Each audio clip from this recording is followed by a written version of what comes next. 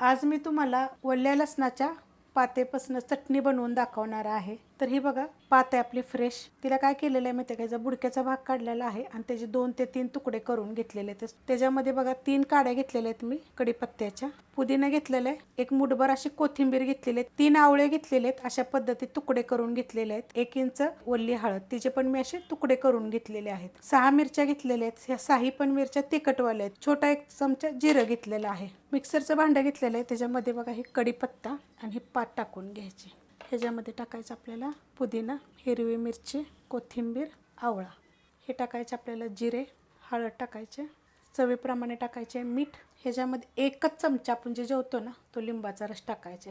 जर तुम्हाला जास्त दिवस टिकवायचे असेल ना तर 1 चमचा विनेगर जरी टाकलं तरी चालेल। आता हे मिक्सरला मी बारीक करून घेते, बारीक करून घेतलेले आहे बघा, पाण्याचा वापर बिलकुल केलेला नाहीये, अशा पद्धतीत एकदम बारीक केलेली आहे। चटणी बघा मी काढून घेतलेली आहे, तेल बघा मी गरम करून घेतलेलं आहे, खाली छोटा अर्धा चमचा मोहरी, जिरं, हिंग पावडर, थोडासा टाकायचा कढीपत्ता आणि हे आपण तडका ओतून घेऊया आणि मिक्स करूया।